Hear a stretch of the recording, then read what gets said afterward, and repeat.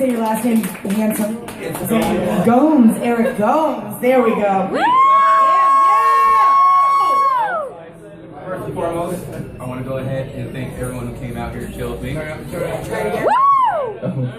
And we'll just start off with, I can't stand my bills.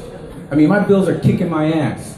My bills make me feel that I'm not poor enough to be a hobo asking for money every other day, but poor enough to survive and cry every other day.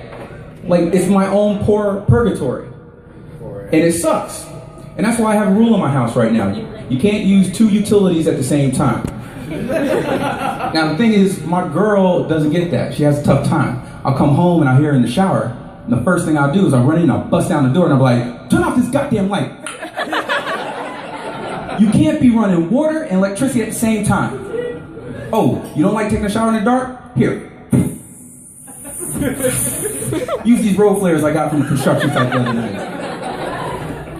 And it's really rough on her. The other day we were watching wrestling, because I'm a big wrestling fan, but the thing is she gets bored easily. And so she decides, she's like, babe, I'm gonna go and I'm gonna draw a bath. I'm like, oh, wait, time out. Let's try this. Go in the kitchen, get a pot of water, boil it, throw some kosher salt in it. You can wash yourself up like that. And guess what? If there's anything left, we can have soup tonight. She wasn't feeling that, she wasn't. But that's the thing, like, my bills are stressing me out. So I watch a lot of shows that kind of keeps my mind off of that. You know, I like to watch a show called My Strange Addiction. Now, on this one episode, this lady is addicted to her husband's remains, straight up. She started licking her finger, dipping it in the urn, and then sucking on it. She's like, look at this corner, there's a nugget right there. And it's that bad. But the crazy part is that her addiction got worse. She gets to the point where she's pouring her husband's remains on the table and cutting up lines. And she's like, yeah, babe. The 10 years we've been together, you never felt so good.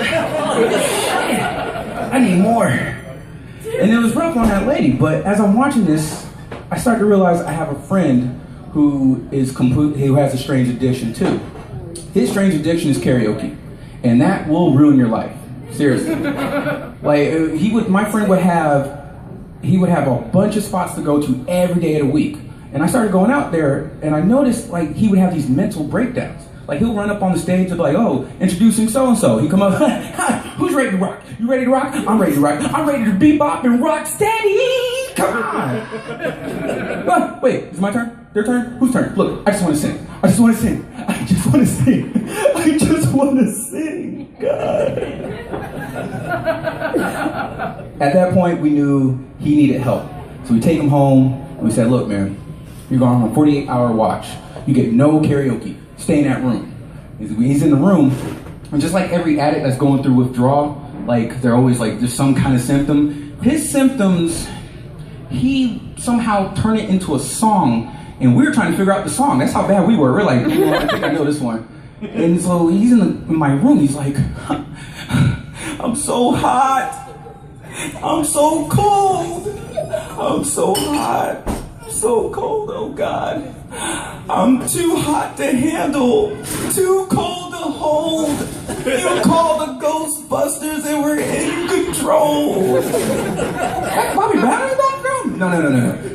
Yank him out of the room. And we're like, look, let's get him in the shower. Something's wrong. As we're turning on the shower, I'm looking back and go, whoa, guys.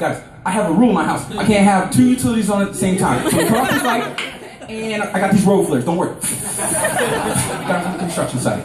I'm Gomes. You guys are Gomes Nation. Thank you so much. Do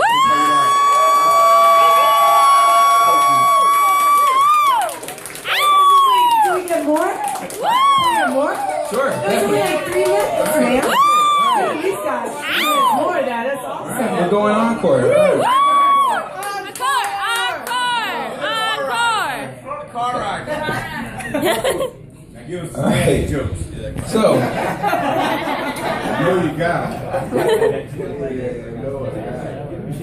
it's hard to be a man in a man's world. Ladies, I understand it's hard for a woman to be a man in a man's world, but it is harder for a man to be a man in a man's world. Why? Because there's always going to be a situation where a man has to go into something I like to call tough mode. That's when a man has to use all his toughness, but he wears it like a suit of armor or a really nice outfit. You know, think of something like the Iron Man suit, or the really nice black suit that you see on Pulp Fiction, the Gimp outfit. Am I the only one that got that Gimp outfit? Wore it for Halloween? Damn, I just told you my sexual life. Fuck. There's been times where I had to go into man mode. There was a time me and my girl were driving and we're in the middle of a tornado warning. And it's just buckets of water coming down. There's water all around us. It gets to the point, I feel like I drove on the set of Noah. Like I was looking for that big ass boat in Russell Crowe. I'm like, where the fuck are we?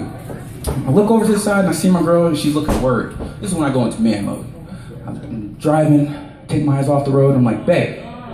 She's like, what? I'm like, hey, touch my penis. What? Come on, jerk me off. Don't worry. It's like, hey, what are you doing? Think about it. It's wet. It's dangerous. It's something exciting. This is 50 Grades of Shade meets The Notebook. Why not? You'll love it. But of course not. No, she wouldn't do it. Now, the problem with man mode is you gotta go full 100%. You can't go 99. It's like Marty McFly doing 87 miles per hour and not 88. He's not going into the future. He's going to a goddamn tree. And that's the disaster thing about being in man mode. You have to hit 100%. Now, perfect example of a man being in man mode and he fails. You got a guy, he's in his man cave. He's like watching all these sports. He's like, ooh, football, throw it. Ooh, baseball, shoot it. Ooh, soccer, kick it. And then all he hears is, babe, can you come downstairs real quick? He's like, yeah, what's up? There's a spider in here and I want you to get rid of it. Right there, he's going to 90%. He's like, I got this. Kills his beer, done. Goes around the corner, and as right before he hits 99, he sees that spider. He's like, oh shit! It's a big ass spider. That spider goes to my gym. What the fuck am I gonna do? At the same time, the spider's just looking over. He's like, hey, look, I'm not here to bother you guys. I'm just chilling out right now. My girl just told me she's pregnant. Do you know how many kids I gotta put on my Obamacare? You know what that's gonna look like? Let me just chill out right here. Same time, you're trying to figure out what the fuck you're gonna do to this spider. You're like, all right, well, I don't have a bat. Where the fuck did I put my gun? I don't have a big ass net. I'm like, what do I do? So what's the one thing we do? We try to play it cool. We take a cup, you're like, where is it on me? And you have that thought like, oh God, please tell me. And as you turn around, your girl's looking at you and she's like, I was gonna suck his dick? Thank you so much.